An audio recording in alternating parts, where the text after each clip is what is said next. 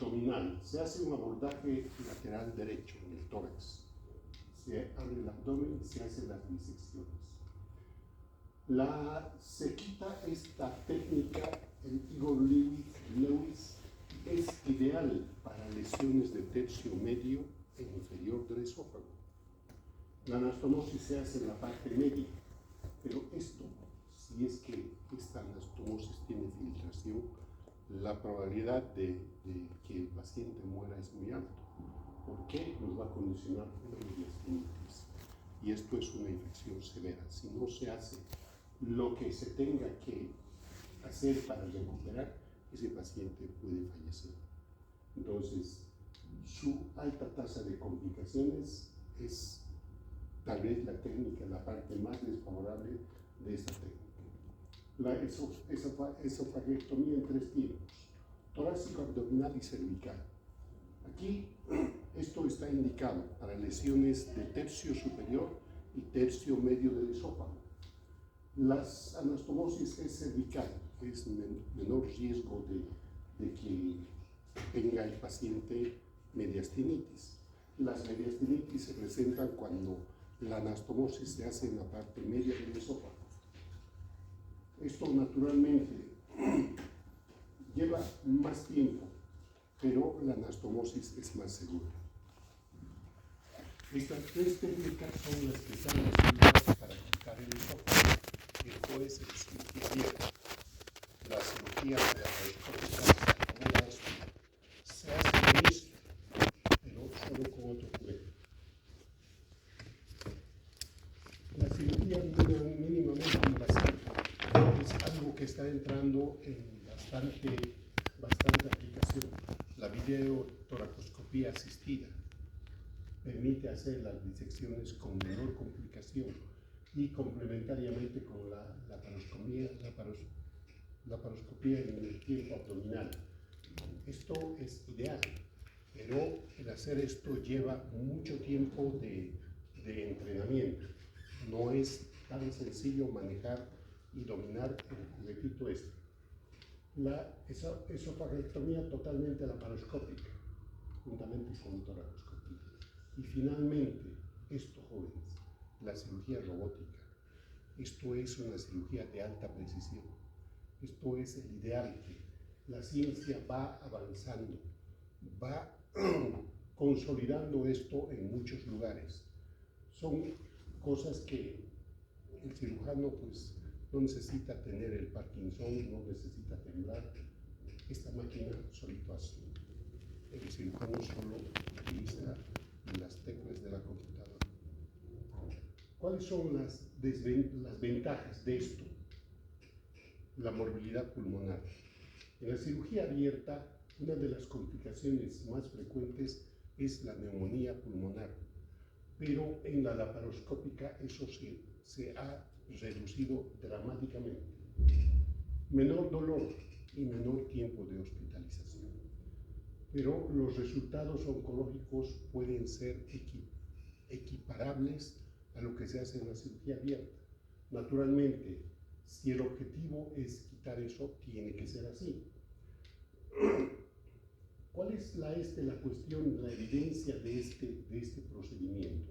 Se ha hecho un estudio, el 2012.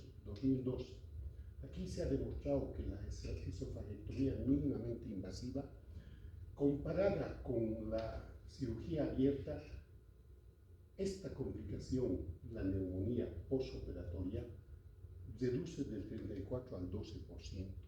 Es una ganancia y es un buen augurio para estos pacientes. Aquí no se compromete la radicalidad oncológica. Si se hace y se conoce esto de la disección, no hay tanto, pero para la laparoscópica en este mismo estudio recomiendan más o menos 20 a 30 procedimientos y recién supuestamente estuviera con la capacidad de poder hacer de manera segura. Antes de ir con la linfadenectomía, jóvenes, hay algo que se nos ha pasado y tampoco no quiero porque tal vez esta cuestión, si no les digo, va a ser un tema incompleto. ¿Cuáles son las vías de diseminación del cáncer de esófago? Llámese espinocelular o adenocarcinoma, o cualquiera de los otros que hemos nombrado. ¿Cómo se disemina? Hemos hablado de ganglios. Por vía linfática es la principal. Depende de la histología. Los sarcomas no van por vía linfática, van por vía hematógena. Otra de las formas de diseminarse del cáncer de esófago es por vía hematógena. Va a pulmón, a encéfalo o a hígado o a cualquier parte, por vía hematógena.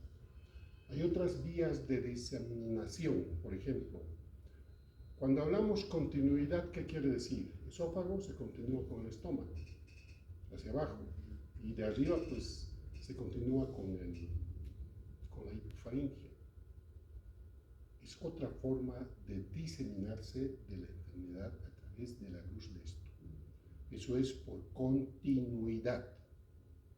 Por contigüidad es a través de la pared. El esófago no tiene serosa.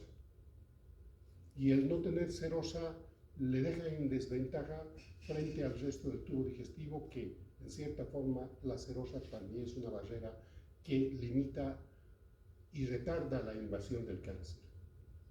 Pero el esófago no tiene. Entonces, por continuidad, hemos dicho, se continúa. Por contigüidad es por vecindad, lateral derecha e izquierda, anterior, posterior, a las vísceras que están adelante. Por eso hay metástasis a nivel de los vasos, hay metástasis hacia el mediastino, hay metástasis hacia los huesos, cuerpos vertebrales, por contigüidad. Pero a los huesos puede llegar también por vía hematógena, eso sí o sí. Pero son esas 4 formas de diseminarse del cáncer de esófago. Y básicamente todos los cánceres tienen esto, si son epiteliales. El sarcoma, vía hematógena o por contigüidad. El linfoma, vía linfática, vía hematógena. Y también por contigüidad o por continuidad. Entonces, ¿qué otro cáncer hemos hecho? El linfoma. El linfoma no disemina, porque está localizado. Puede ser por continuidad que se va a extender. No olviden que hemos hablado que la submucosa del esófago es rica en linfáticos. Y la dirección de los linfáticos, el drenaje, es bidireccional. Entonces, eso favorece más todavía la diseminación. Hacia el cuello, hacia el abdomen o al mediastino. Entonces, esas 4, por favor, para no olvidarnos. La linfadenectomía, la oncológica, la radical. Entonces, la extensión de la linfadenectomía es uno de los aspectos debatidos en la cirugía esofágica, pero este drenaje es el que nos pone en una situación incierta. No podemos decir, por ejemplo, un cáncer de esta extremidad, ¿dónde va a drenar por vía linfática? El drenaje principal, la axila. Drenajes intermedios va a haber en el trayecto. Entonces, aquí no podemos, porque si bien puede ir arriba, puede ir abajo o puede ir al mediastino. Entonces, esa es la gran diferencia, porque es bidireccional. Y esta razón es lo que se encuentra, no de manera ordenada, las metástasis, porque puede haber en otros sitios, al rincón del mediastino, hacia arriba al cuerpo vertebral, etc. Entonces, la linfadenectomía de 2 campos. ¿Cuál es esta? Esta es el estándar, el recomendado por una gran mayoría de los autores, sobre todo Mengele y las guías de Occidente. Entonces, recomienda la disección, la esofagectomía de 2 campos, mediastino y los abdominales superiores. Entonces, con eso es un tratamiento oncológico completo, con intención curativa. La linfadenectomía de 3 campos, la técnica de McKeown. Aquí hay disección, a esto se agrega la disección cervical. Pero esta disección cervical, si bien es cierto, es recomendado por los japoneses, porque supuestamente ellos tienen mejor resultado en la sobrevida. Pero los gringos les han puesto, no señor, aquí no nos sirve. ¿Por qué? Al hacer esta disección cervical hay complicaciones mayores que aumentan la morbilidad e inclusive la mortalidad. ¿Y cuáles son estas? La parálisis cordal, el quilotórax, que esto va a repercutir en el postoperatorio, o una complicación que va a afectar la evolución satisfactoria. Pero entonces, esto está en controversia. No es una cosa aceptada de los dos. Sabemos que los japoneses son minuciosos, son muy estudiosos, pero honestamente hasta el japonés lee inglés, estudia en inglés, sabe y quiere saber lo que hacen allá. Solitos ellos no hacen, cuesta mucho la investigación. Entonces, aunque en el pasado su presidente les haya dicho, inglés no nos sirve, hay que hacer quechua. Jóvenes, lo mejor en formación, en educación, está en inglés. Y esto es para medicina, para tecnología, para lo que quieran. Las cosas chinitas duran un día o poco tiempo y crepó. Pero las cosas que traen de Gringolandia tienen su tiempo y rinden y son buenas. Así también en la medicina, allá está lo mejor. Entonces, este consenso, simplemente, ¿qué es lo recomendable?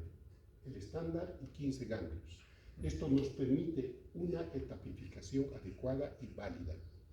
Entonces, esto también está recomendado por la Sociedad de Cirujanos de Estados Unidos. Aquí vamos a hablar ahora, si hemos quitado el esófago, ¿cómo vamos a reemplazar el esófago? Hay tres formas de hacer, con el estómago, con intestino delgado y con el intestino grueso. No es obligatorio hacerlo esto, o hacer primero esto y si eso falla esto. En estas cuestiones es algo libre de elegir por voluntad del cirujano. Si me dicen esto es bueno, es facilito, pero a veces yo tengo mi duda. Va a alcanzar hasta el cuello el formar un tubo que el esófago, el estómago, ¿qué se aprovecha? La arteria gastroepiflórica derecha del estómago. Entonces, y eso se quita en una forma de un tubo, de formar un tubo, y eso debe ir por el hiato o hacer de otra manera, por el espacio retroesternal, por detrás o por delante. Y son disecciones digitales. No es que hay que cortar una pinza, dilatas, metes el dedo, metes la pinza, dilatas y encuentras con las dos manos, de arriba y de abajo por detrás. Entonces, esto es bonito, es sencillito. Su inconveniente es el reflujo, nada más. Al que le gusta, bienísimo. Otra forma de reemplazar el esófago es el yeyuno. A veces, esto de la microcirugía es puro cuento. Es cierto que en el tiempo actual está disponible. En nuestro medio también hay cirujanos microvasculares que ayudan, que hacen. Pero esto a veces es mejor tener la medida de dónde a dónde quieres, qué tanto vas a quitar de yeyuno, intestino delgado, y ver su vasculatura. Tienes que tener un pedículo que alimente todo para que no se necrose, porque el riesgo de esto es la necrosis. Y los demás hay que ir ligándolas, hay que ir clipándolas, y después puedes hacerla, ya sea la anastomosis dentro del mediastino, dentro del tórax, o arriba. Dentro del tórax ya sabemos, la complicación, filtra eso, mediastinitis, sepsis, complicación mayor. Arriba tienes fístula, pero no es mortal. No es tan peligroso de manejar. La otra cuestión, colon. Colon, ¿qué parte se utiliza? Aquí nos dice el colon izquierdo. dónde a dónde. Esto de las técnicas es un poco controversial, no está arreglada, si bien el libro que dice esto es mejor. Yo, por ejemplo, nunca he visto ni hemos hecho con colon izquierdo. Hemos hecho con transverso y parte del izquierdo. Entonces, es una cosa que es muy bonita, es muy sencilla, pero es bastante responsabilidad porque ¿cuáles son los riesgos de este, que se necrose, que se trombose y que se muera una parte? ¿Por qué? Porque aquí lo que nosotros hacíamos, preservábamos la cólica media. Corte de aquí y hasta aquí. Mediamos del cuello hasta el apéndice sifoides. Y era ideal. Y esto lo hacíamos nosotros por una cuestión por el celular. Preesternal, disecar con pinzas sobre el esternón, de aquí y de arriba. Y metíamos algo para poder dilatar y para poder. Y por ese sitio es donde se asciende el colon o el delgado, si es que quieres hacerlo con delgado. Esto creo que es la técnica más sencilla, más práctica y más segura, porque por mediastino se necrosa esto y es fatal. Entonces, hacíamos la anastomosis, solo que el inconveniente, y este otro lado, pues, a nivel del hiato, pues, eso se sutura, se cierra el estómago y se hace otra abertura en la curvatura menor, se anastomosa. ¿Cuál es el inconveniente de esto? Es que la persona va a eructar a caquita unos días y después se va a acostumbrar, porque esto es para otra función, no es como por el delgado que no huele a nada o el estómago. Entonces, cada una de estas jóvenes es bueno saberlas, no es difícil hacerlas. Esto también se puede hacer transhiatal, pero estamos hablando de un cáncer. Y si yo he quitado por vía hiatal el esófago, yo tengo siembra en el trayecto. No es curativo, no va a ser curativo de esa manera. Pero si es que esto lo voy a hacer retroesternal o lo voy a hacer preesternal, fabuloso. ¿Por qué? Porque esto nunca se va a ocluir, nunca se va a tapar. En cambio, si va a ir por el hiato, sí se va a infiltrar por el tumor y se va a obstruir. Pero si es que es paliativo, esto mayormente nosotros hemos hecho por cuestión paliativa. Paliativa, ¿por qué? Porque un joven, una niña, 20 años, 25 años, hace 10 años, por decepción, ha tomado, por intento de suicidio, y tiene fibrosis en el esófago, no puede tragar. Entonces, es la alternativa que la necesidad ha creado esto. No hemos hecho con el izquierdo, siempre hemos hecho con el transverso, y partecito del izquierdo, sí, pero dependerá de la estatura de la persona, porque puede que con el transverso no más alcance. La siguiente, a ver, las terapias adyuvantes, multimodales. Esto, cuando se hace en grupo, el resultado es mejor que la cirugía sola. La cirugía sola tiene la gran desventaja. ¿De cuáles? Sobre todo si la lesión está localmente avanzada. Para esos, la quimio es excelente en una modalidad neoadyuvante. ¿Qué va a hacer? Va a disminuir el tamaño del tumor, va a permitir hacer una sección, una exeres en límites con bordes completamente negativos, va a permitir hacer un vaciamiento más adecuado. La radioterapia también es una forma ideal, aunque la radioterapia no funciona tan excelente en el adenocarcinoma. El que funciona muy bien y responde muy bien es en el carcinoma de células escamosas. Esto se hace una sensibilización con quimio, con 5-fluoruracilo, que se coloca una ampolla semanal, o cisplatino. Potencia el efecto de la radiación en la penetración del tumor y el resultado es maravilloso. Entonces, Aquí esto ha mejorado sustancialmente. Si es que yo hago uso adecuado de la quimio de manera inteligente, voy a tener unas resecciones en los márgenes quirúrgicos negativos. ¿Por qué? Porque disminuye el tamaño tumoral y me va a permitir tener más margen y por ende la supervivencia se mejora. Entonces, por eso es adecuado usar ciertas modalidades. ¿Qué es neoadyuvancia?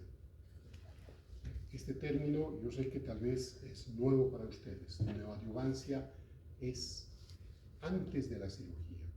¿Cuál es el objetivo? Es disminuir el tamaño del tumor. ¿Para qué se busca esto? Para que la cirugía sea más satisfactoria y que las resecciones del tumor sean más seguras con márgenes negativos. La quimioterapia preoperatoria o la modalidad de la neoadyuvancia puede ser con quimio, puede ser por radiación, puede ser con uno de ellos o con los dos juntos. Entonces, aquí se ha hecho un estudio CROSS, que es de aplicación mundial. Habrá sido del 2012, pero en el mundo entero esto están aplicando. ¿Por qué? Porque los resultados que han tenido han sido satisfactorios. La quimio y la radioterapia preoperatoria, aquí puedes usar, esto es lo último, carboplatin, paclitaxel, o puedes usar oxaliplatino con paclitaxel o docetaxel con gemcitabina, dependerá de las condiciones y las posibilidades económicas, porque estas cosas no son gratuitas y tienen un costo. Y 41 grays de radioterapia. Esto se ha visto que la mediana de supervivencia de 24 meses que era, ha aumentado a 49 meses en el adenocarcinoma. Esto prácticamente ha doblado la expectativa de vida del paciente. Y de 27 meses a 81 meses en el carcinoma de células escamosas. Miren cómo ha dado un periodo de sobrevida mayor y lo más bonito, libre de enfermedad. Entonces, esto es esperanzador con esta cuestión en el momento actual, aunque en el momento actual ya sabemos que hay otras modalidades que todavía nos quedamos con la boca abierta. Probablemente yo ya no voy a ver, pero alguno de ustedes que va a ir por ahí queriendo hacer quimio, radio o cirugía, va a tener la oportunidad. Más rato vamos a hablar de esas maravillas, aunque así para pintárselos como chisme nada más. Pero aquí miren, la tasa de respuesta patológica completa, o sea, respuesta a la neoadyuvancia, según este protocolo, este estudio ROS, este protocolo, aquí prácticamente el 29% para adenocarcinoma, respuesta total, no había enfermedad, pero el 49% para cáncer de células escamosas. Están sanos, están curados. Entonces, esto alienta mucho.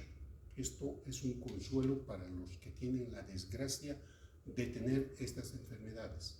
Estas cosas no es de que se contagien porque han ido, porque han besado, porque han dormido con alguien. Estas cosas no se contagian. Si ustedes hacen un poquito de memoria, hemos hablado epidemiología, una cosita pequeña, factores de riesgo. No hemos tocado etiología, patogenia, nada de eso. En el cáncer no hay nada de eso. En el cáncer solo esas cosas que tenemos que ver. Y de eso sale respuesta completa 49%. Entonces, es alentador. ¿Cuáles son los beneficios de la neoadyuvancia? Aquí dice, preparando terreno para la cirugía. Ese es el mensaje o el significado de un tratamiento de neoadyuvancia, con quimio o con radiación. Reduce el tamaño del tumor, mejora la resecabilidad y los márgenes de seguridad en el límite de Corr. Tratamiento de las micrometástasis subclínicas. Reducción de la recurrencia locorregional y una disminución significativa del tamaño ganglionar. hay que tener consideraciones como efectos secundarios de esto: la toxicidad, mielosupresión. Cuando se hace quimio, el paciente baja las defensas, los blancos, inclusive la hemoglobina puede bajar, pero los blancos y los polímeros nucleares están por los suelos. Ese paciente es secundario a esto. ¿Qué es lo que hay que hacer con ese paciente o cuál es el riesgo de ese paciente? Ese paciente está sujeto a tener una infección viral por hongo o bacteriana y morir porque no tiene defensas. Antes se tenía que aislar al paciente y no dejarle ninguna visita y usar otras cosas como ser alimentación o hidratación, nada más. Pero con el paso del tiempo ha habido la fabricación de los que estimulan los glóbulos blancos y otro medicamento que estimula los polimorfos nucleares. En 3 días, 0 kilómetros el paciente con todos los blancos y polimorfos nucleares normales. Son 5 ampollas.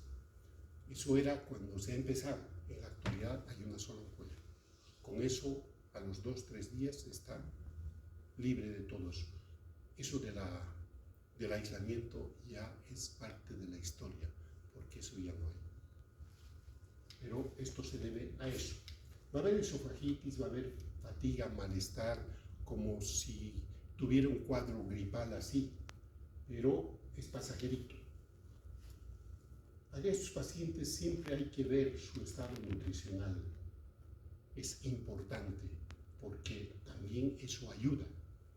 Y el intervalo para hacer cirugía después de un tratamiento neoadyuvante es de 6 semanas a 10 semanas, ya sea con quimio o con radio. Hay que apurarse porque después de las 10 semanas la radio ya produce cambios histológicos secundarios a la quemadura. Y lo primero que afecta es la microcirculación. ¿Qué es adyuvante? Es después de la cirugía. Entonces, este tratamiento tiene su indicación. Ha hecho neoadyuvancia, ha disminuido el tamaño del tumor, lo hemos operado, pero tenemos que hacer adyuvancia.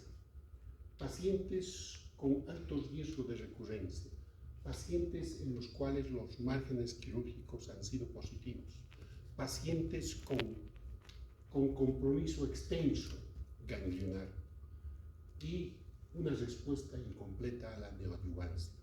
Estas cosas son indicativos de hacer una terapia adyuvante. La terapia adyuvante es con quimio, con radio, o con las dos cosas, o con otras cosas también. En el tiempo actual ya no son solo eso, pero el uso debe individualizarse en cada paciente, dependerá de la condición clínica, del estado del paciente, el estado nutricional y la evolución de la enfermedad. Y estas terapias son anticuerpos monoclonales de manera adyuvante. Después de la neoadyuvancia, donde ha tenido todavía recurrencia, no ha habido respuesta completa. Esto se utiliza para estos pacientes. Esto es nuevo, esto no es que ya hay aquí, pero es nuevo. Estas cositas, anticuerpos monoclonales, este también es, otro anticuerpo monoclonal, vamos a ver más adelante. Lo bonito de esto y lo triste es el precio. Para nuestro medio, no todos pueden comprar. Ese es el inconveniente. Ahora, ¿qué es este anticuerpo monoclonal? ¿Ha fallado todo esto? Miren, es indicación estándar en etapas 2 y 3 y tienen respuesta total, o sea, como rescate. La quimio está indicado en pacientes con enfermedad residual o presencia de ganglios positivos. Aquí Este esquema es un poquito antiguo. Capecitabina es un anticuerpo monoclonal. Esto se utiliza cuando hay una sobreexpresión del oncogen HER2 o el CERB2. Estos anticuerpos monoclonales se utiliza cuando hay sobreexpresión del oncogen que produce ese tipo de cáncer que está circulando en la sangre. Entonces, esto, cualquiera que sea el esquema, no hay un solo esquema, jóvenes. No quiero decirles solamente, el CROSS utiliza oxaliplatino, utiliza paclitaxel. Es un estudio que lo han hecho en el mundo y para ponerlo como un protocolo han hecho un consenso de un examen, ¿cómo se llama?, multicéntrico, y en conclusión han sacado esto. Por eso es el CROSS y es muy respetado. Pero aquí hay otras cosas que se usan. El oxaliplatino, el docetaxel, la gemcitabina son excelentes. Y hay otros más. Ahora, la radioterapia adyuvante, ¿cuándo se utiliza? ¿Cuándo se da después de la cirugía? Márgenes positivos, residuo ganglionar que no ha sido abordado o queda positivo. Y hay que ver la toxicidad en el esófago y en el pulmón. La radioterapia es una sola vez en la vida. Por eso hay que calcular cada patología y cada parte de tu cuerpo tiene una resistencia a la radiación y es una dosis única. No hay que vamos a aumentar, no hay que vamos a, después de 2 años hay que darle otra vez, solo una vez en la vida, en ese sitio. La siguiente vez va a ser quemadura. La quemadura va a ser de la piel, va a atravesar la piel del lado contralateral. O sea, quema hueso, quema todo lo que se atraviesa. Por eso para el esófago en neoadyuvancia son 41 grays. Eso es igual a 4000 centigrados. Es la dosis que tolera tu cuerpo. Para el cáncer de útero, por ejemplo, el de mama, son 5000 dosis total. No se puede dar más. Entonces, con la radiación también, con estas cosas, no se puede jugar. Terapias dirigidas e inmunoterapia. Este es lo que les decía, el oncogen, el CERB2, que sobreexpresa el trastuzumab, es un anticuerpo monoclonal. Está indicado en adenocarcinomas de la unión esófago-gástrica. Una sobreexpresión de esto. Este estudio, TOGA, prácticamente ha consolidado esto en primera línea, el uso del trastuzumab para lesiones metastásicas. Ahora, los inhibidores del checkpoint, esto son anticuerpos monoclonales que alguna vez, probablemente tal vez yo no lo vea, pero ustedes van a tener oportunidad de ver y tal vez de usar. Son excelentes. El beneficio de primera línea en metástasis y como terapia adyuvante. Esto es ideal donde recomiendan para tumores con sobreexpresión. Esto PDL, ¿qué quiere decir? Una proteína que está unida a la célula tumoral y está en sangre circulante. Estas cosas son maravillas, son sueños que solo vemos en el Avatar, en esas vainas de las películas, pero aquí ya tenemos. Y alta inestabilidad en los microsatélites. Estos son cosas intracelulares.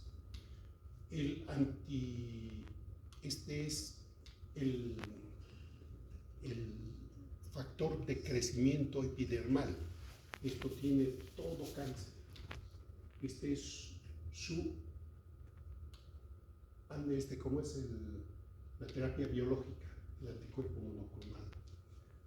¿Esto qué es lo que ha sido? Aprobado segunda línea en el adenocarcinoma, en metástasis. Es viable como segunda línea combinado con paclitaxel.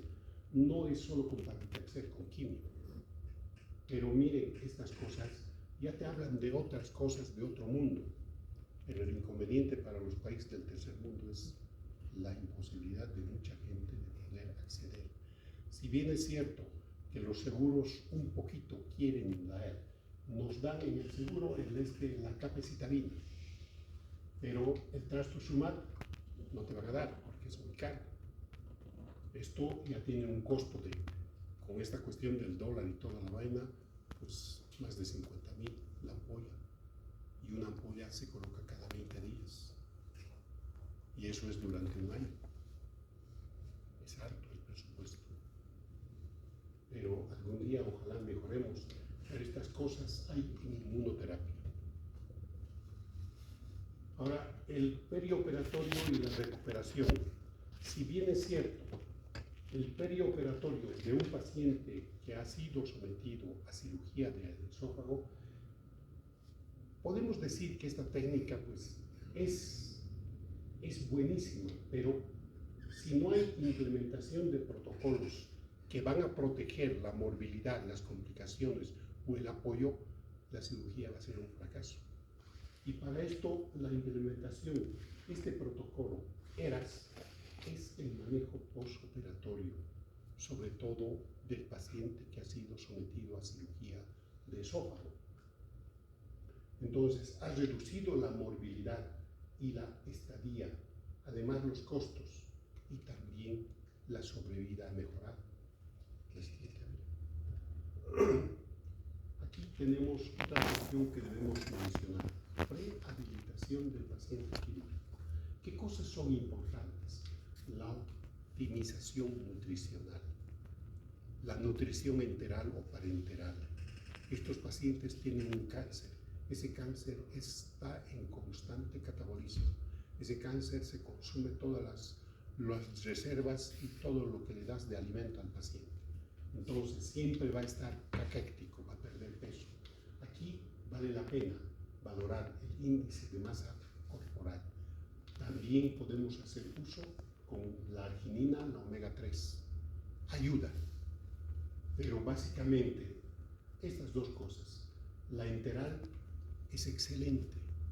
Hay productos, el Ensure, el PBM, son alimentos que ya no tienen que ser digeridos directamente a la sangre. O si entra la nutrición parenteral a la sangre directamente, pero la nutrición enteral, si no entra a la boca, pero entra por la boca o entra por la pared abdominal, al yeyuno o al estómago. Y el paciente tolera bien. La nutrición enteral es excelente. Un botecito es como leche. Tomas, no te da hambre todo el día, pero subes de peso. No pierdes peso, para que vean la magnitud de la maravilla que es.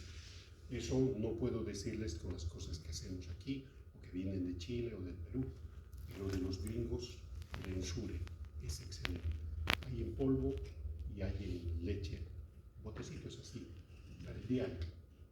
La optimización cardiopulmonar, fisioterapia respiratoria, espirometría y las caminatas, porque el caminar ayuda mucho, cambia de posición, mejora la circulación, y también hacer una ecocardiografía en sus controles o en el preoperatorio.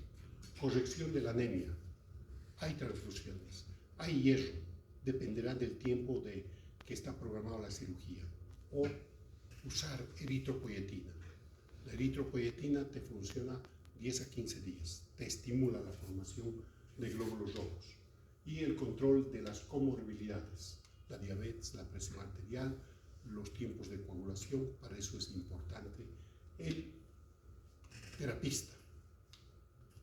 Y hay que alejarse del cigarro para mejorar la ventilación pulmonar, ayudarse con fisioterapia, con ejercicios. Una buena fisioterapia donde no hay material es los globos rojos.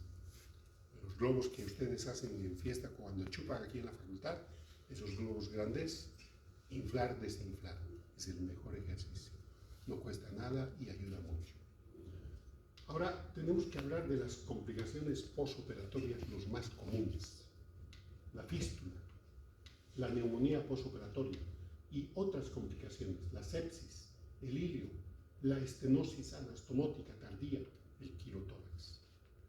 Entonces, la cirugía puede ser bien hecha, pero cada cirugía del cuerpo tiene complicaciones precisas, conocidas, que uno puede adelantarse para prevenir o identificar rápidamente cuando se necesita. La fístula anastomótica, su incidencia es 5 al 15% en las anastomosis cervicales, en el cuello. Entonces aquí, esto se puede minimizar todavía más. Esto es manual, pero se puede mejorar con la sutura mecánica y con el estado nutricional del paciente. Porque si yo uso sutura mecánica y el paciente nutricionalmente no está recibiendo aporte, ese paciente va a caer su albúmina, su proteína, y eso me va a perjudicar para la cicatrización de las heridas y me va a dar una fístula. Entonces, la fístula intratorácica es igual a sepsis jóvenes. Va a afectar el mediastino y el mediastino, una mediastinitis es altamente mortal. Hay que hacer muchas cosas: drenaje, lavado, nutrición y todo lo que se necesita. Y a veces, a pesar de que se haga todo, el paciente se nos va. La neumonía, aquí es lo más frecuente, 20 a 30%, sobre todo en cirugía abierta. Esto ha reducido en la cirugía laparoscópica. No hay tanto daño, no hay tanta complicación, no hay tanta manipulación. ¿Cómo se previene? Fisioterapia respiratoria, movilización precoz, hacer parar al paciente. Si no camina, por lo menos que se siente en el sillón. Con eso ya ha cambiado de posición. Y esto del protocolo, ¿qué quiere decir? El retiro del ventilador tiene que ser progresivo. La sepsis es secundario a una fístula donde ha hecho la anastomosis dentro del tórax. A veces no se hace estas tres técnicas que hemos hablado, jóvenes. A veces se puede hacer un ascenso gástrico transhiatal. Entonces, ¿qué necesitamos para el estómago? Preservar la arteria gastroepipróica derecha o una de las arterias. Las tres las seccionamos, las liberamos. Dilatamos el hiato esofágico digitalmente. Un dedo, 2 dedos, 3 y toda la mano. Es fácil de dilatar eso. Y por ahí se asciende el estómago. Entonces la anastomosis se puede hacer a nivel del tercio medio del tórax. Y esto puedes hacerlo con stapler o manual. Y quieres otra cosa más, puedes hacer una funduplicatura para evitar el reflujo. Entonces es otra alternativa más para hacer en esto. No es solamente esto. Las siguientes. Ahora, recuperación, vigilancia a largo plazo. Aquí está el protocolo ERAS. Cuando se opera el paciente, este protocolo es el que se aplica en todos los centros donde se hace este tipo de cirugía.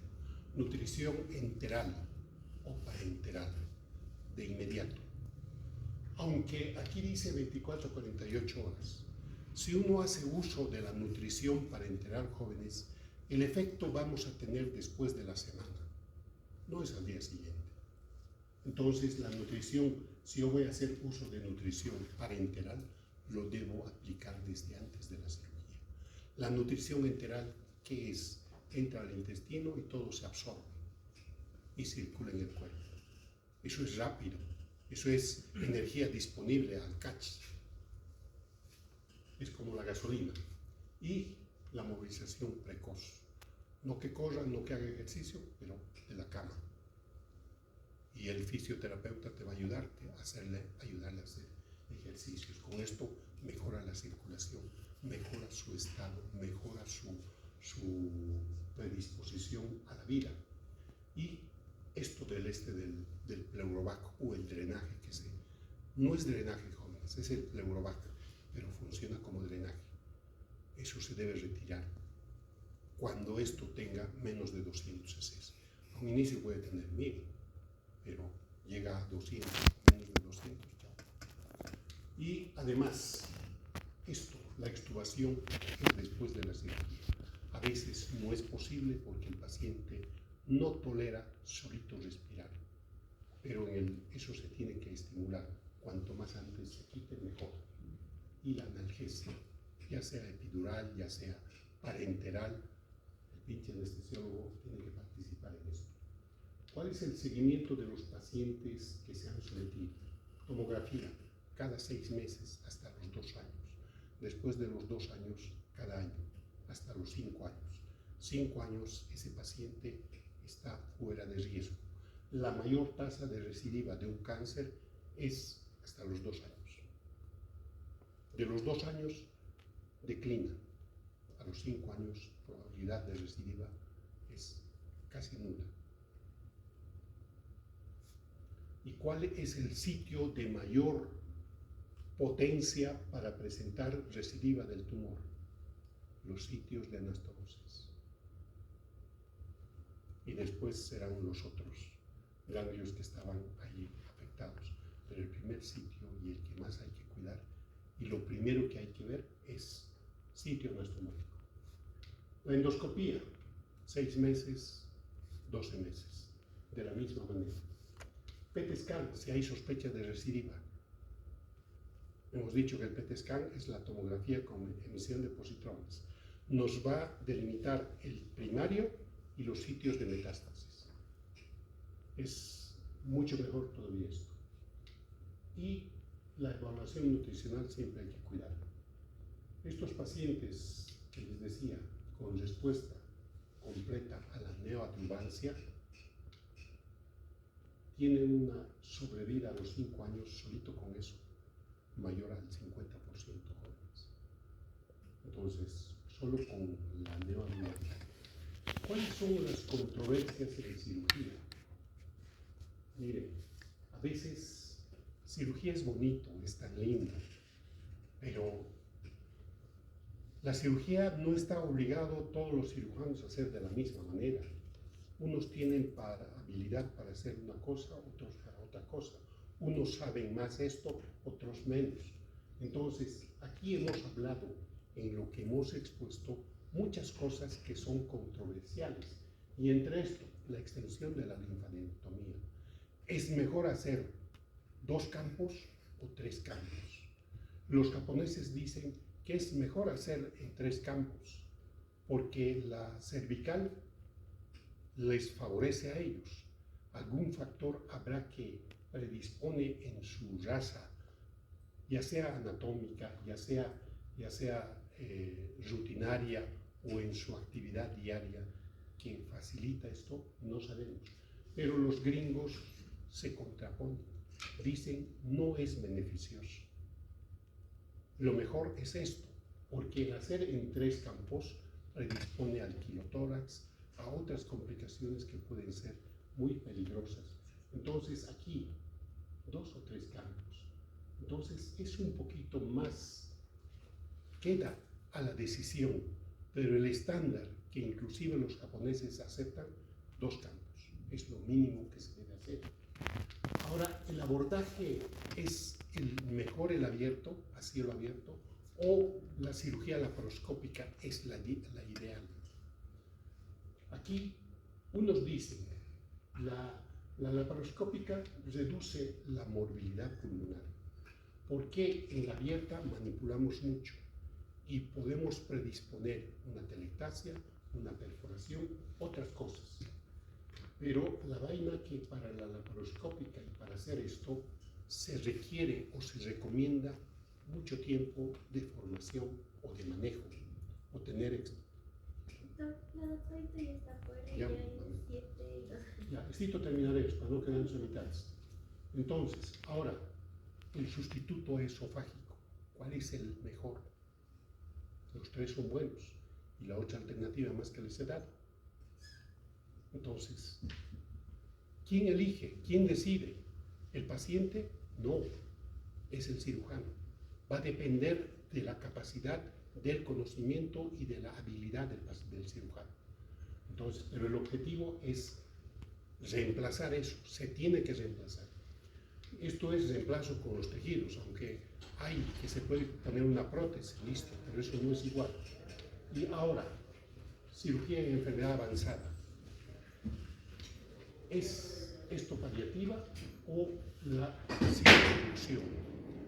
Cuando se habla de citorreducción es retirar el mayor volumen tumoral.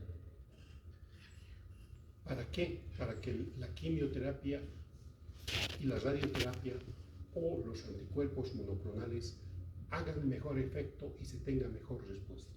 Entonces, miren, todo esto es controversia. Quien lo decide es el cirujano. ¿Y en base a qué? Conocimiento, habilidad y otras cosas más. Del paciente, estado nutricional y la etapa. No hay una sola que podemos decir, no, esto así se hace. Donde yo hago una cosa, por ejemplo, las hernias, una hernia inguinal, reparación de McVeigh, reparación cualquiera que quieran decir, puede ser una preperitoneal.